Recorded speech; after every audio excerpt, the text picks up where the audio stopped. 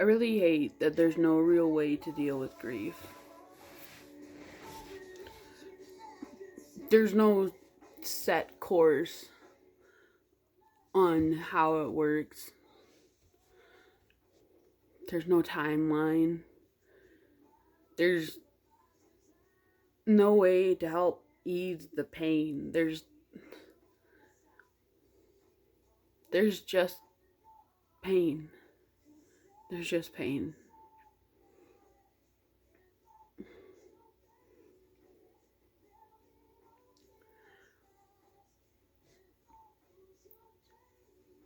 And I can't really afford therapy.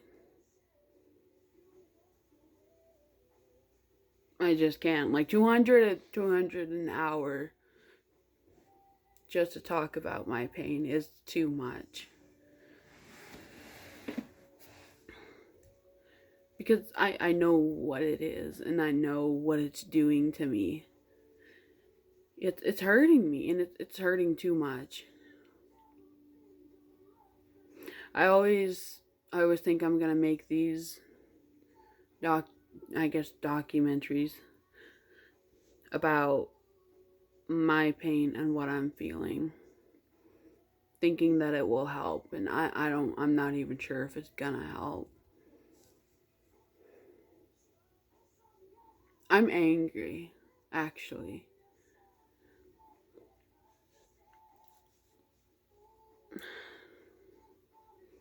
She was so young, and there was every possible way. There was so many possibilities that it could have been prevented.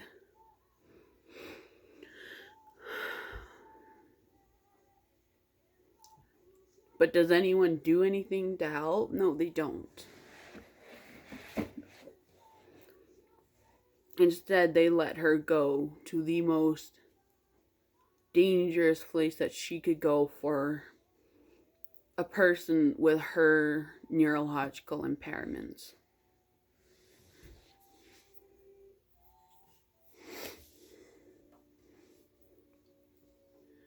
She was only 19. And she was my sister.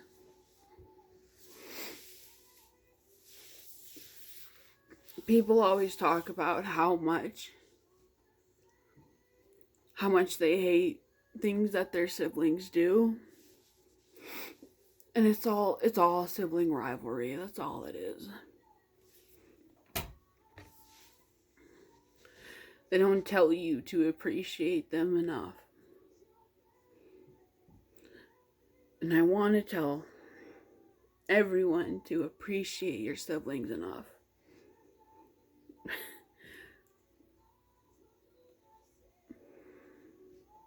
Because all in all, when your parents are gone, that's all you have.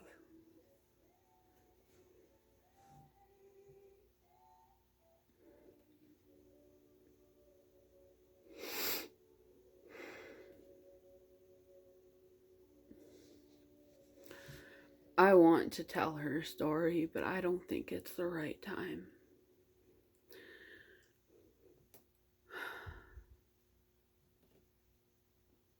I didn't. I know that there's ways to say goodbye. I know that I can write a letter. I can look up to the stars and say goodbye. There's many ways you can say goodbye.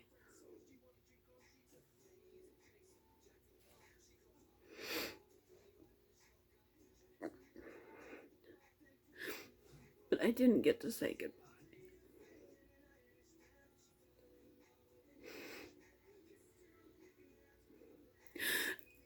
I didn't get to fulfill her wishes because only me and another person knew them. And her wishes didn't get to be fulfilled. She told me, she said, "Sissy," I remember we were sitting on her bed talking, and she said, if I ever die before you, I don't want to be buried 6 feet under.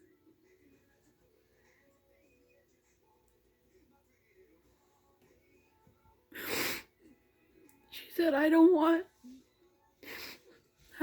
to be a body in the ground. She said, I want to be cremated.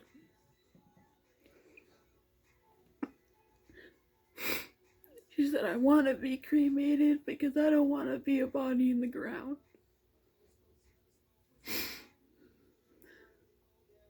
I want to be given back to the earth.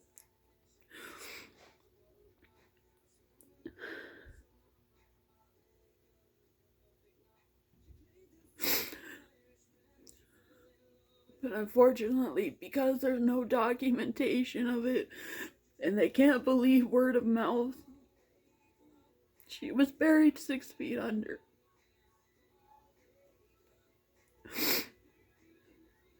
And I didn't get to bury her.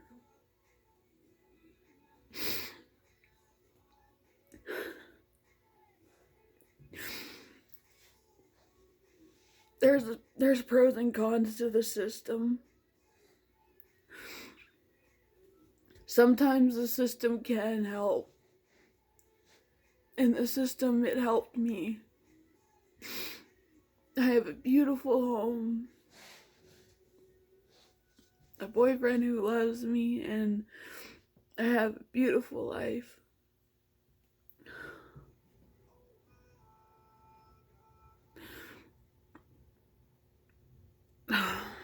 It's just such a messed up situation.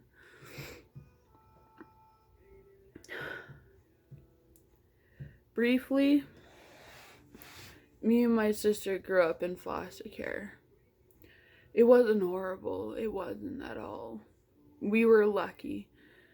We got this amazing foster mom who was, well, she's our mom. I don't call her my foster mom. I call her my mom because that's what she is. She is my mom.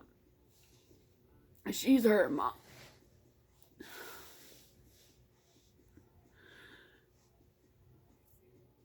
And unfortunately, my sister, she has a lot of mental issues. And it's hard to see because when you look at her, she looks just like any other person. She looks normal, kind of like me. I look normal, but you don't see all of the neurological issues that are going on. She was 19 years old, but her mental, her thinking, her cognitive thinking, I don't know what it is, but her age-wise, she's 19 years old, but mentally, her knowledge, she was only like 12. She was just a kid. She didn't know any better. And there's nothing in place for the system. For someone who had as many impairments as she did.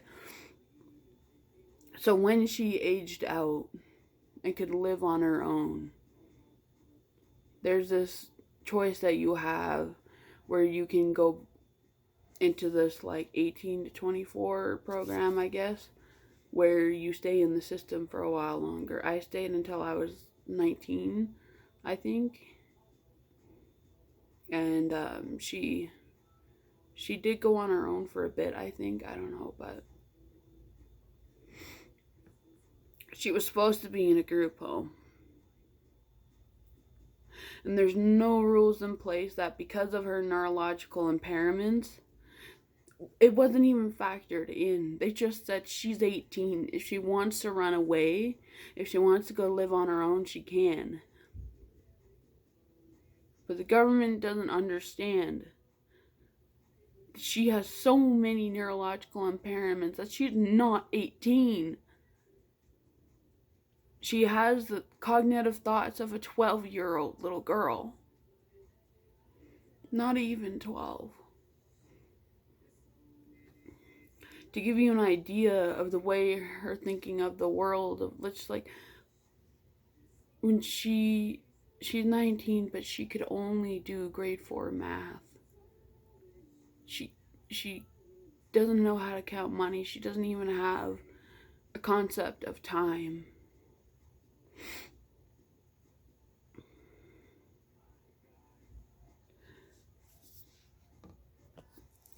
It's hard to tell bits and parts of her story because it's so painful and it's so messed up. And it just makes me so angry. So angry that this could have been prevented. She didn't have to die. She didn't have to go. But some idiot with a gun decided to play God and take her.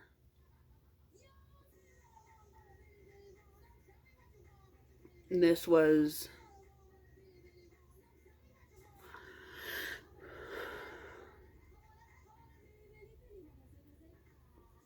So 7 months ago.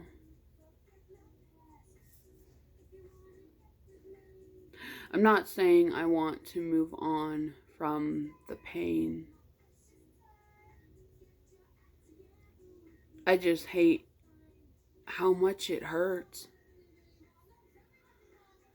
The pain never ends.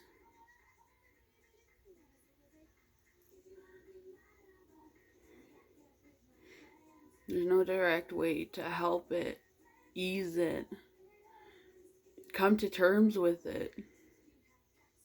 You just sit there, dormant and in pain.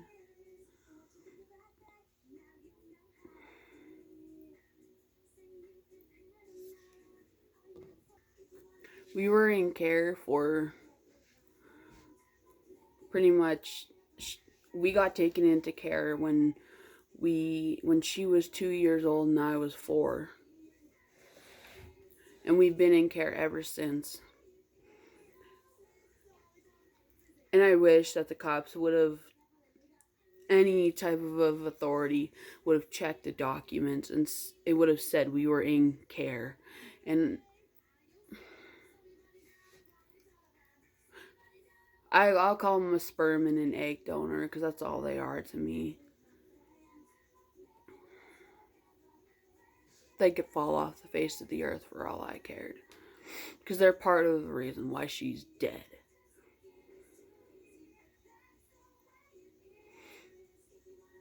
They told the cops that she was in care for like 4 years, and that is not the case. She was in care since she was 2 years old with the same person who raised her through her sweat and tears and loved her like she was her own. She even called her mom, because that's what she was to her, was her mom. And our mom is in pain too, because there's no answers. The killer's still out there. Haven't been caught to my knowledge. Cops can't give me an answer. Nothing. It aggravates me as much as it pains me.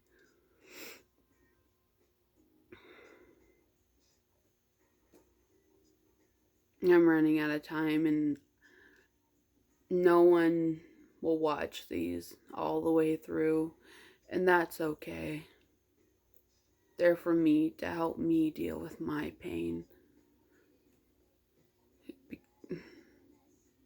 Because that's all I feel is so much pain.